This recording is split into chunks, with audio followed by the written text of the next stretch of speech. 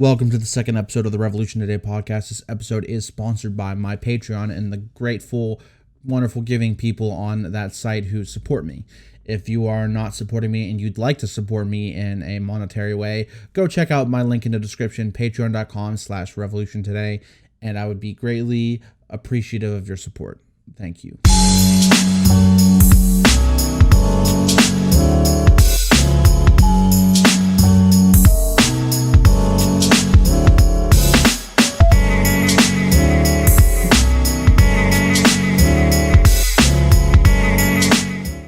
So today I wanted to talk about something that has crossed my mind and is, I wouldn't say bothering me. I know this podcast is mainly supposed to be focused on like universal basic income and that sort of thing, but I actually feel like I should branch out and just talk about general leftist things. But this idea in my head has got me kind of thinking and caught me worried. In a sense, I'm really not sure exactly how to feel. Talking about this, this came into my head out of nowhere. I was just looking up at first, like, different things. I was looking up CPUSA, and I'm considering becoming a member. Some point, not now, but at some point down the road, become a paying member, card-carrying member, and actually help support the movement for the party, because there's not many communist parties out there, and this one's been around since 1919, I think, 1920, something like that. It's been around for 100 years, and in my opinion, I think that it's best to support that party, even though it's the oldest, and they don't run any candidates. I think it's best to support the any movement that is out there, whether it's PSL, CPUSA, or any other party that is socialist. You know, even for some people, if you're not comfortable with that, DSA is another excellent option to support. I know some people are very against DSA. Some people are for it. It's very rocky road in terms of the DSA and other parties, and organizations. But if you want to support an organization or a party like CPUSA, PSL, or DSA, I'd encourage you to do so, because in these times, it's important that we fund these communist movements and help secure resources and fund these, organizations and parties so that they have a chance to continue their efforts in not only convincing the public of supporting communism or socialism or even democratic socialism, but to not only get them to support these ideas, but to also carry out actions and make their presence in the country known. That's definitely some things you could do that I highly suggest, because if there's one thing that we know to be true, is that money rules everything in society nowadays, especially in a capitalist society. Money rules all, and money is the most. Even though money is just paper, even though money is just fake paper that doesn't really mean anything, in real terms, like gold or silver does. The thing is, the most valuable resources in a capitalist society is paper money. Like I said, even though it's fake, it's not real, it's made up, it doesn't have real tangible value to it. It is the most valuable resource in a capitalist society. So, of course, money is the best way to help organizations that I've listed, CPUSA, PSL, DSA, any other organizations out there, parties out there. But that's the best way, because money in a capitalist society is very much a valuable resource. So it's best to go and give your money to these organizations to help them continue their efforts, because let's be honest, for most of us, the end goal is communism. For some it's socialism. I don't know why you would stop at socialism, but I'm not going to hate some people. They just want to get to socialism and stop. But for a lot of us, it's communism is the main goal and the focus towards the end goal. So money is a good way. Money is a good way, but let me get on track and let me explain what I was thinking. So I was obviously on the internet looking at, the CPUSA website, seeing how much a membership would cost. I'm considering starting my own paid membership for that organization, the party, and really seeing, what I could do to help in terms of money. I'd like to some time down the road start becoming a paid member to the CPSA, and that's why I was looking there. I was looking on the internet about that, but then it came to my attention out of the blue. I wasn't thinking at all about this until reading up information about the CPUSA, reading information about on Wikipedia. Actually, I was looking up at Wikipedia, reading about card-carrying communists, what that term meant, and then I ended up getting into CPUSA and reading about a little bit about their history and what they went through their 100 years of existence. And all that's good. I don't want to get into that because this isn't about the history and the makeup of Communist Party or any other party or organization. But I wanted to get into I was getting into reading that, and what ended up happening was I started thinking about revolution, and collapse of the nation. Well, because what made me start thinking about that was when I read up about the card-carrying communists, what that meant, and then reading up about the history of the CPUSA and learning about how McCarthy went after the card-carrying communists in the McCarthyism era during the Red Scare, and then how one of the what's his name, Gus Hall, one of the candidates for president on the CPUSA ticket back in the day, he at one point got arrested for conspiracy to teach others or to advocate. It wasn't an advocate. He got arrested on the suspicion that he was promoting and teaching the overthrow of the government, really. And they had him arrested, and that got me thinking, what happens in our country if communists end up becoming prosecuted and become illegal? Right now we say, okay, Republicans and Democrats are fascists. You're not wrong. They are fascists, but to me, they're not 100% fascist. Because for them to be 100% fascist, people like you and me wouldn't be allowed to practice and believe in what we believe in. We wouldn't be allowed to exist if it was true fascism. In fact, I consider the Republicans and Democrats, regardless of who it is, they are fascist lights. What it means is they are a trial version of fascism. This is like the trial version. This isn't the full version that you buy in the package with the serial numbers and everything. No, this is like the trial version. You download the trial version on your computer. It's fascist light.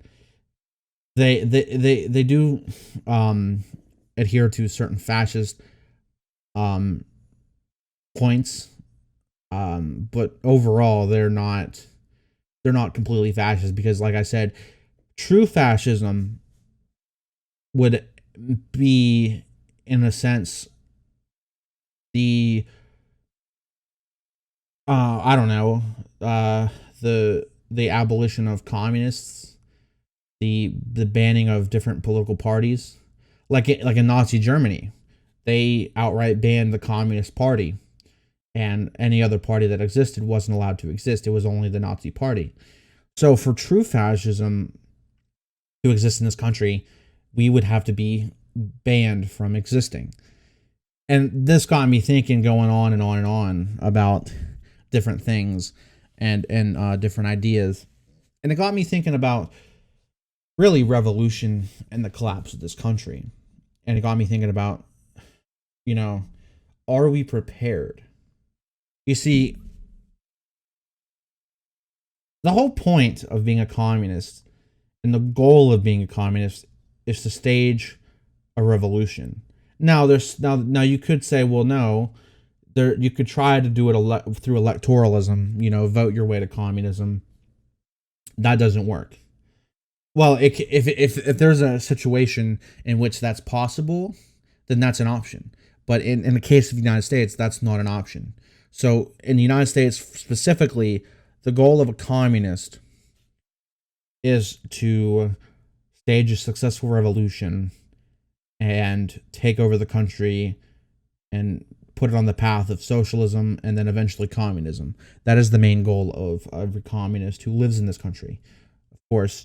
But then it got me thinking, well, hypothetically, let's assume, like, I don't know, 5-10 years from now, country collapses or a country devolves into revolution. It got me thinking, well, hey, what if we're not prepared? What if the communists, the leftists, the organizations, the parties, they're not adequately prepared for revolution? It got me thinking because, like, and it got me worried a little bit because I was like, well, if we're not prepared for revolution, then what's going to happen when the country does inevitably collapse or devolve into revolution? What happens then? And I was thinking, okay, well, if it does evolve in revolution and we're not prepared, that gives fascists an open ticket, an open seat to control the country. Now, of course, in a collapsed country, in a country devolving into revolution, there's power grab. There's multiple sides trying to hold power and claim power. There's the fascists, the leftists, the communists. Well, leftists and communists, like I said, they're all in one. They're all the same. So there's the fascists, the leftists fighting for power, but then you have the old guard, which is the former parties that were in power before the country collapsed. They're fighting to keep the country functioning as itself. So that would mean, like, if the country's collapsing or devolving into revolution, that would mean, like, the Democrats and Republicans would take a stand together and would try to keep the country from being taken over. Try to essentially keep the old system in place. And then you would have, like I said, leftists fighting on one side and fascists fighting on the other side. Now, like I said, what if we're not prepared? What if the parties, the organizations, the leftists, and as a whole are not prepared for revolution? Because think about it. If we're not prepared for revolution or a collapse of this country, who's going to pick up the broken pieces? Who's going to rebuild this country into a new government when it all inevitably falls apart? If we're not prepared, the fascists are just going to roll right in. Well, what's going to happen is, and let me break this down for you. If the country devolves into revolution or inevitably collapses, what you'll have is the fascists will, with, like I said, Richard Spencer, he's a well-known fascist, a neo-Nazi. Richard Spencer, or someone even worse than he is going to march in, get the support of the Trump supporters with their weapons, because let's be honest, the Trump supporters, they'll follow anybody as long as they're promised that the country will return to its old ways, like back in the day. That's why Trump was so popular, because he said, we're going to make America great again like it once was, even though America was never great. And it's still not great. But that's what he said. Trump said, okay, we're going to make America great again. We're going to return America back to its old ways. So all it takes is, if we're not prepared as the leftists for the revolution or the collapse of the country, if we're not prepared to take up the pieces and rebuild and take control, Richard Spencer's going to walk in, tell the Trump people, hey, I'm going to make this country great again, and we're going to return it back to its old ways. They'll be like, okay, great, let's support them. So you'll have the fascists who have the support of the Trump people, the pro-gun Trump supporters. They'll go march into Washington, D.C. with their guns. They'll take out anybody that is protecting the old system. Like anyone that's protecting the Democrats and Republicans and trying to uphold their system. they'll take those guys out because they'll want to start a new government, a new country founded on their beliefs. So then you'll have the Trump people and the fascists led by Richard Spencer march into Washington D.C. with their guns and their weapons. They'll go to the Capitol, they'll go to the White House, they'll take control of the government. And then what do you know? We have United States of America fallen and under control by fascists. And why is that troubling? Well, it's not just troubling because they're fascists. It's troubling because they themselves are very much against communists. Right now, we're safe. We have it easy. We can sit back and breathe and take on, you know, our life as it is, with no real worry of our lives being, I mean, obviously, I don't want to get into it too deep, but capitalism, of course, you know, a lot of us are struggling and a lot of us are worried about our lives, but at least we're not worried about dying, like in a prison or in a prison camp or being executed in that way. I mean, yes, we still have to worry about dying under a capitalist system because in a way it doesn't help those who are struggling to even survive and those who are on the street and those who will die of hunger. Like, that's obviously a different aspect of it, but in a general sense, we don't have to worry about being executed by our government, being killed by our government through violent means in that way. But the problem is yes, we have it easy now because you go on Fox News, you see the average Republican sit there and whine, cry about communists and socialists saying they're trying to take over our country. That's not that bad. If you in the grand scheme of things, that's not that bad because you have just these Republicans who sit back on Fox News and complain about communists and socialists. That's all they can do. They can't go and say, all right, let's go and make it illegal to kill. Let's make it legal to kill communists. They can't do that. That goes against the Constitution. That goes against everything the country was founded on. So in that sense, we have it. We're pretty much having it easy. You know, we don't have to worry because Republicans can't just go say, all right, communists are now banned. Go kill them.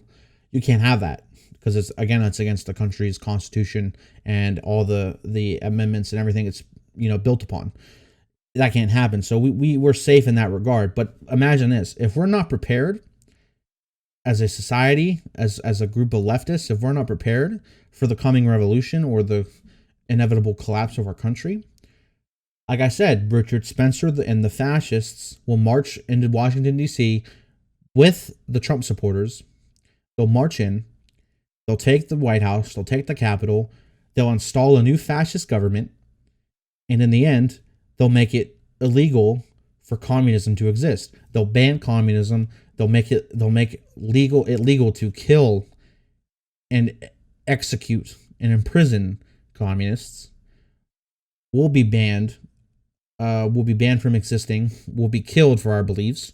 We'll be executed for our beliefs. We'll be imprisoned for our beliefs. We'll be put in work camps for our beliefs. We want to be allowed to exist, period.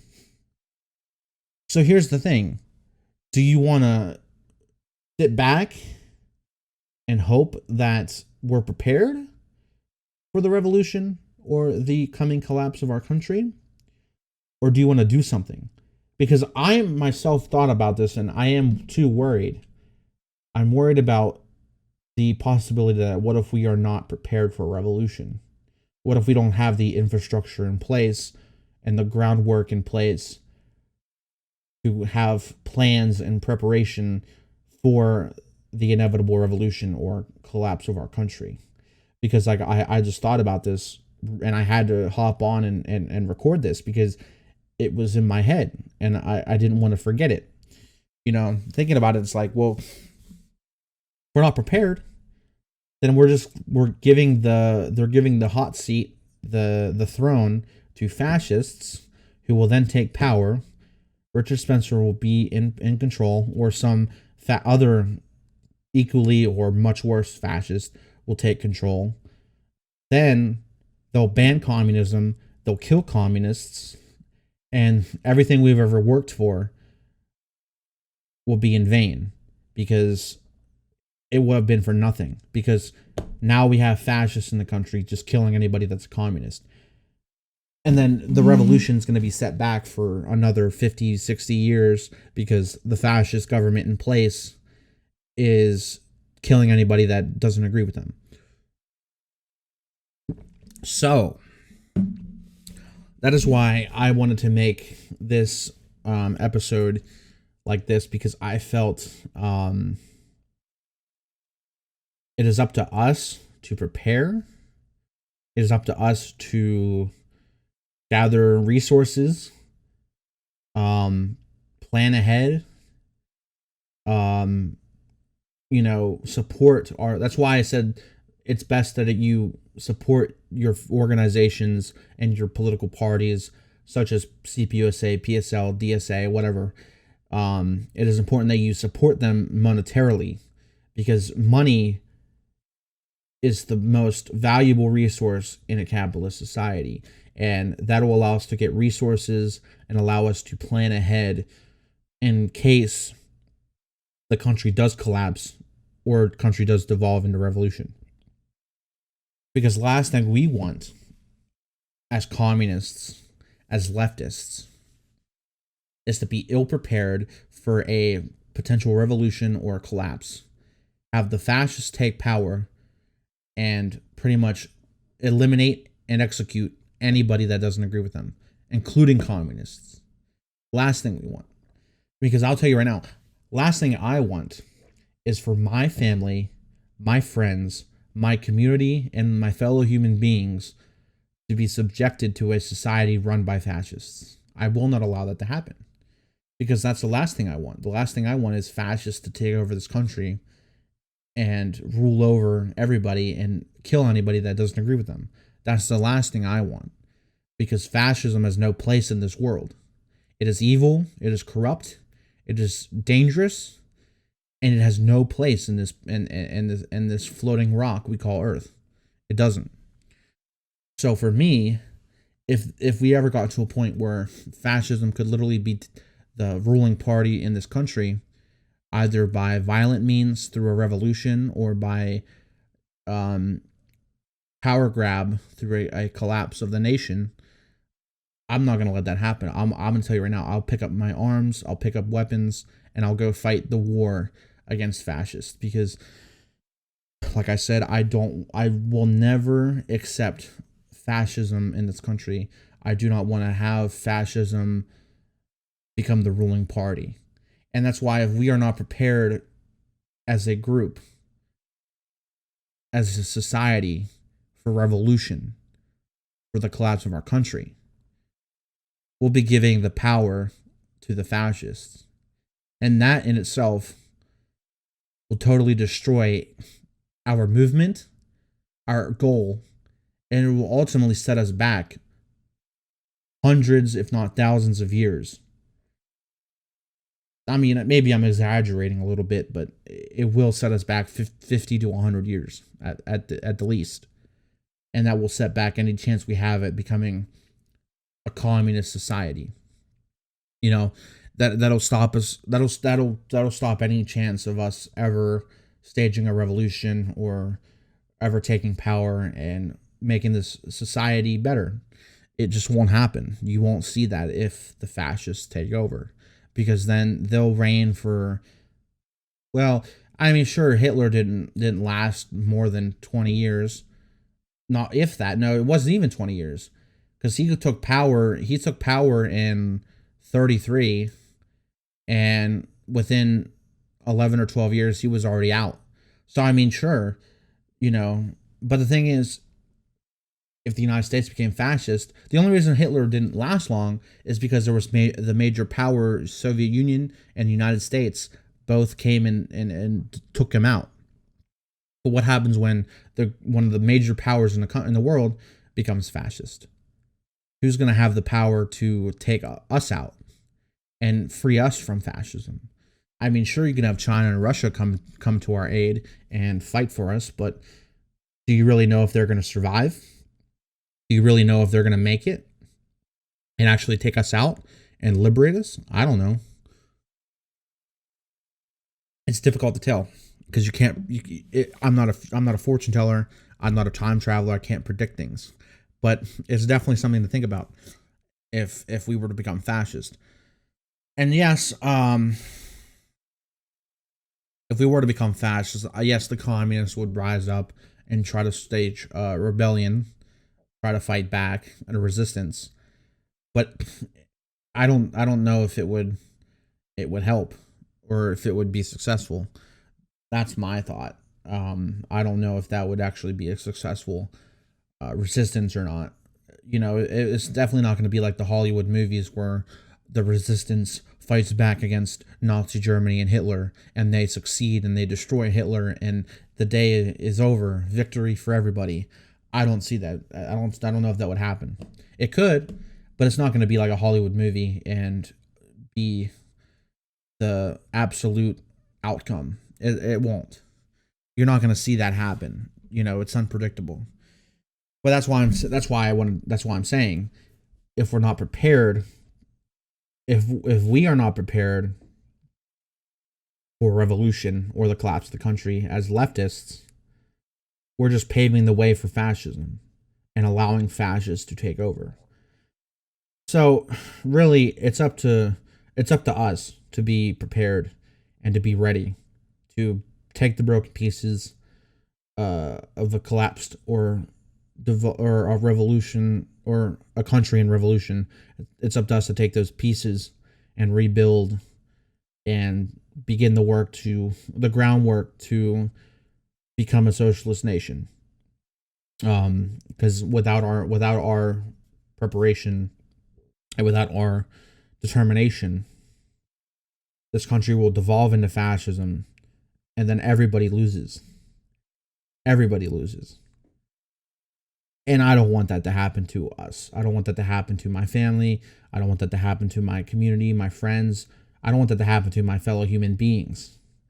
So in the end, it's up to us to prepare ourselves and gather the necessary resources and plan ahead for the inevitable revolution or inevitable collapse of this country. So that way we don't have people like Richard Spencer coming into power and killing everybody that he doesn't like. That's all I've got for this. I just wanted to bring awareness to this thought. I wanted to just bring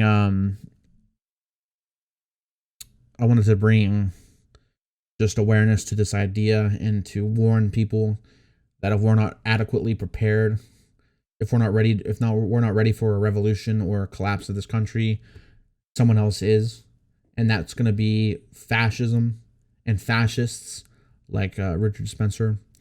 So I just wanted to make people aware and just bring to light this worry that I have for the country if it ever does collapse and if it ever does devolve into revolution. That's really what I wanted to bring to the forefront, because in the end, we just can't have fascism. We can't let it win, because if it wins, everybody loses. Nobody wins. That's all I got for today. If you did like this episode, if you do want to see more, make sure to hit the subscribe button. Make sure to like the video.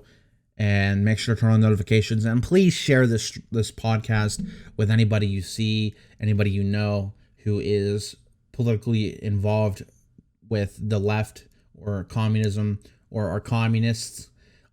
Again, this episode is sponsored by the wonderful people over at my Patreon who do support me every month.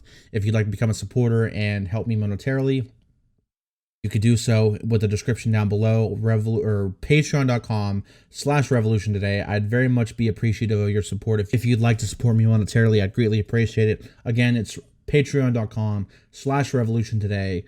Thanks for watching. Remember, subscribe, hit the like button, share this podcast with anyone you know that is a communist, a leftist in general, or someone who's into politics. I greatly appreciate it. I'll see you next time.